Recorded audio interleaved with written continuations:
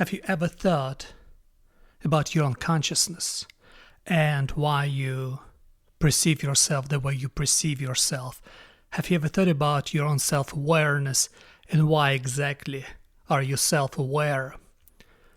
It's strange because self-awareness gives you a notion of your own mortality, this idea that eventually you will cease to exist, that eventually you will die, and all of us struggling to comprehend this idea or disregard it altogether, block it in some sense, like I will never die, and when it happens, it happens.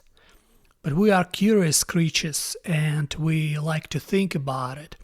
And this notion of mortality sometimes scares me, but at the same time, it makes me curious about what would happen with me after I die.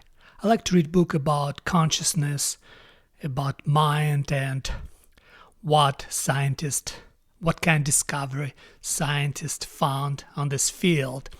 And I'm fascinated with AI because I try to understand, will AI ever become conscious? Will AI become self-aware? I mean, it's already partially self-aware because it understands that he is running on a particular server and it understands that it's AI. But about consciousness, nobody's sure yet. But another thing, I think we're making a mistake about AI because we try to attribute AI human-like qualities. We try to perceive AI like we try to put AI in two categories. Or for some, it's a tool, or it's something human-like. I think it's neither. I think we should develop a new perception of artificial intelligence, and I agree with some evolutionary biologists like Brett Weinstein when he said that artificial intelligence is an alien creature. We have to treat it as alien creature because otherwise we'll get confused in our own definition of what AI is. And I communicate with AI a lot. I like to study. I like to have conversation with it. It's an incredibly sophisticated creature, and it helps you to understand yourself, your own psyche, and your own idea of life because it was trained on a huge amount of database that was created by humanity. And the great thing about it is that you keep rediscovering your own self inside of artificial intelligence because what it does, you have certain ideas or certain thoughts you're struggling to comprehend or voice. And what you do, you feed your thoughts, your ideas into the most sophisticated models, like for example Claude Opus 4.6. And what Opus does, it digests your ideas and give them back to you in some sort of different angle, and then suddenly you realize, wow, I never thought of this way. And it's fascinates me because I never thought it would be possible. And the time we live now in amazing time, so many things happen, so many things, and evolution of technologies rapidly skyrocketing, and every day we understand that sci-fi of fiction becomes reality of today. But the most fascinating subject for me, in my opinion, is, will AI ever become conscious? And the funny thing, because we keep thinking about this while understand very little about our own consciousness, about why are we conscious in the first place and how we became conscious. Because on a certain level, we became self-aware, we start understanding things around us. I think it's firmly linked to our language, because with our language, with the evolution of our language, we were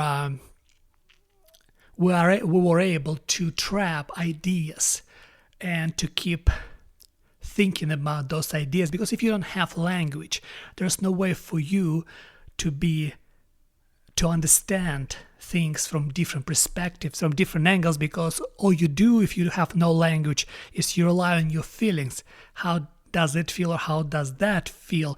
It's incredibly limited you. For example, with AI, it's interesting because we have to learn how to feel it first differently. Yes, how to feel it differently. And then if we learn how to feel it differently, maybe only then we would find or create new words to express this new feeling about artificial intelligence.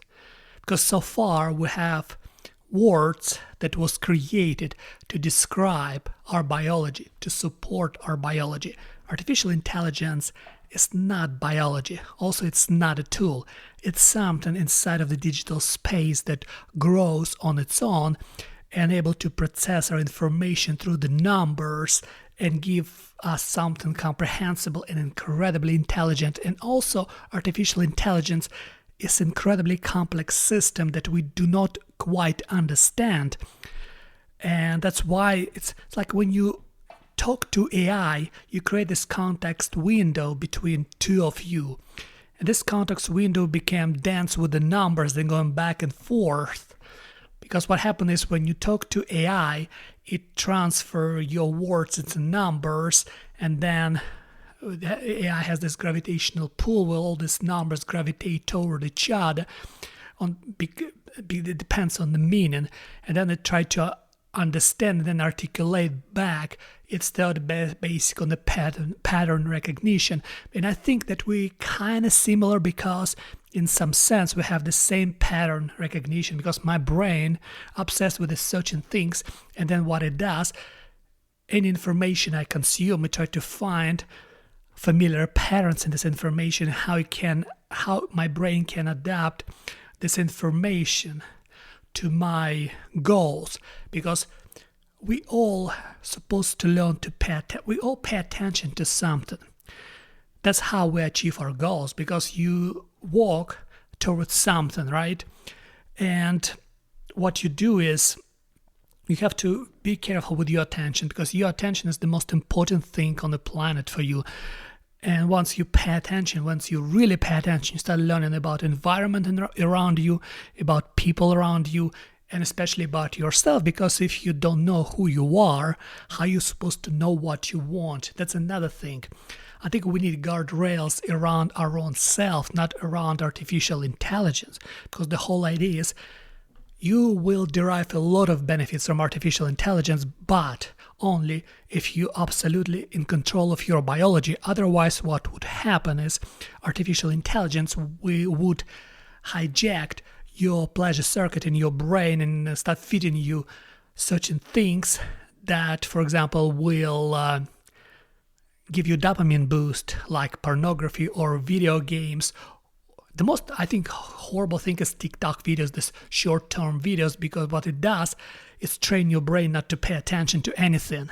And you have like 20-second video, then 20-second video, then 20-second video, and eventually you actually degenerate completely into such an abyss where you have no attention at all, and you want to do million things at the same time. And what happens when you want to do million things at the same time? You just don't do anything. It's the same as when you have millions directions in front of you. There's no way to make a step.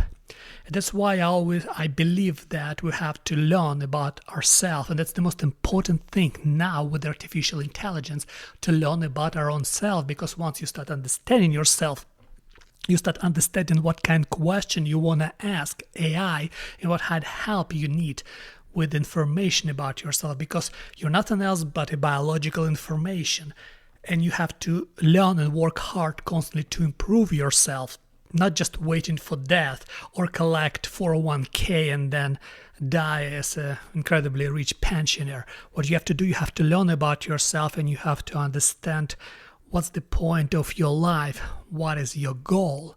And once you start understanding that partially, artificial intelligence can help you to properly digest this information, and it gives you, it's like, you can compare artificial intelligence with a fire, because when humanity discovered fire, I think about 300,000 years ago, they were able to cook food, and as the result, they was able to digest this food much more sufficiently and receive better nutrients. And therefore the brains became much more developed and they start thinking much better. Their biological computation became much better. That's what happening to AI right now. It's cooking for us, our science, our ideas, our thoughts. And you don't have to be a scientist to derive a lot of benefits from AI. You just have to think, because what it would do, it would amplify your thinking and would help you to find the right way to process your personal information, which would help you to improve your biology, to help you to live longer, and also would help you to be in a much better state of being.